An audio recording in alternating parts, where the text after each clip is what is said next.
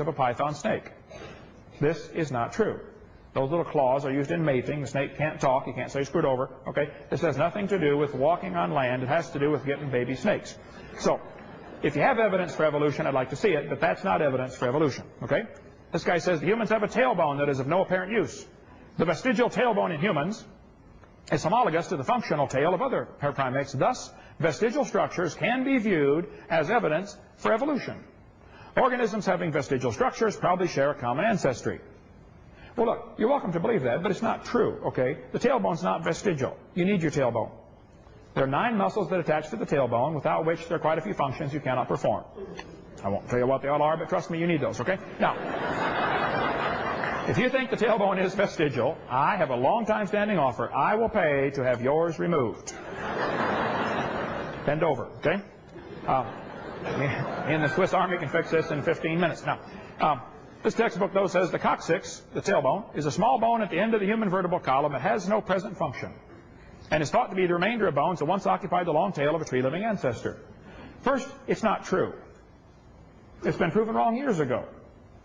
Secondly, that ought to be taught in a school for religion, not a school for science. This is not part of science. Why is this in a science book? Take that out of the book. A tail would be handy. I mean, anyway. This textbook draws what's called a phylogenetic tree, and they have humans, birds, and crocodiles having a common ancestor. It only takes place on paper in the imagination. It never takes place in reality. Darwin said it's a truly wonderful fact that all animals and all plants throughout all time and space should be related to each other. Well, Charlie, you're welcome to believe that. But that's not science. And I resent that being taught in science classes at taxpayer expense. And I think many other people do also. That's not evidence for evolution. The fact that you believe it doesn't make it true. They talk about natural selection being the cause. He mentioned tonight natural selection. I agree. Natural selection works. But it only selects. It doesn't design a thing. It doesn't create anything. If I was going to select, if I wanted a population of people over 10 feet tall, so I'm going to go around and kill everybody under 10 feet tall. I don't have anybody over 10 feet to select from. You can't get a population of 10-footers because there's nothing to select from. You can select. Natural selection does that. It doesn't create a thing. The textbooks tell the kids about the horse being evidence for evolution. They say we went from a 4-toed horse to a 1-toed horse. That is baloney. Proven wrong 55 years ago. But they're still teaching it. They say we started from complex chemical soup and went to a living organism very slowly. Oh, yeah. This textbook says all the many forms of life on Earth today descended from a common ancestor. And it says no traces of those events remain. We know what happened, but there's no proof. Or you know what happened because of your imagination. You don't know what happened because of scientific evidence. It's not science. That's all I'm saying. This is not evidence for evolution. The fact that you can write it on paper, or the fact that some famous scientist, Dobzhansky, says, oh, this is true, or therefore it's true, it doesn't make it true because some famous scientist says it's true. Where's the beef? Where's the evidence? And they talk about a simple single-celled organism. Single-celled organisms are not simple, folks. One paramecium is more complex than a space shuttle.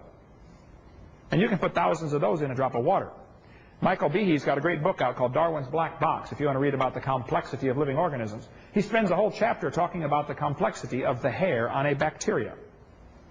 The whole chapter about one hair on a bacteria attached to a little motor that's a rotary engine. That little motor is incredible.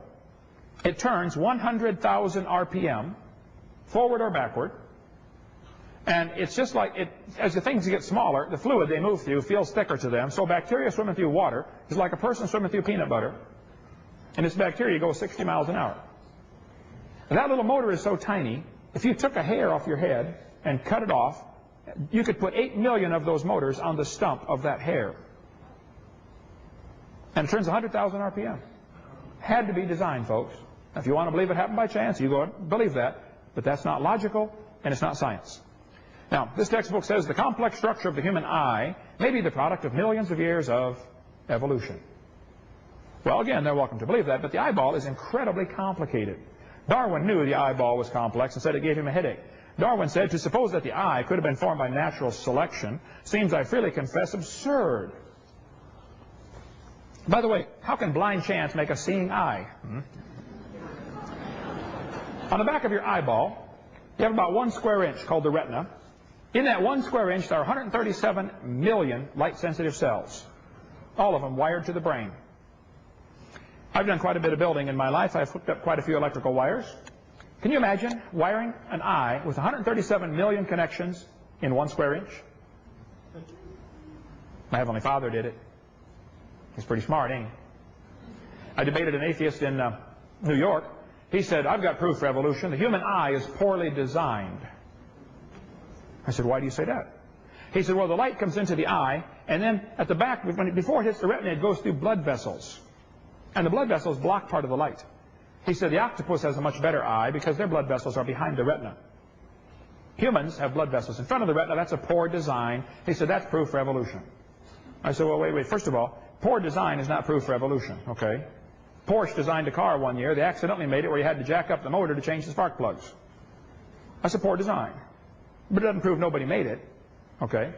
So arguing from poor design is not a good argument for evolution. But the eye is not poorly designed. I told this atheist I debated, I said, sir, listen, the humans live in the air, okay? Air is a very poor insulator for UV light. UV light will burn your retina. Now, so you have blood vessels in front of your retina to block out the UV light. Octopus live in the water, okay? Now, water blocks UV light. So they don't mind having their blood vessels behind the retina. They're designed for living in water, and you're designed for living in air. I said, if you want to swap eyes with an octopus, you just go ahead, but you're going to be blind in a few days, okay?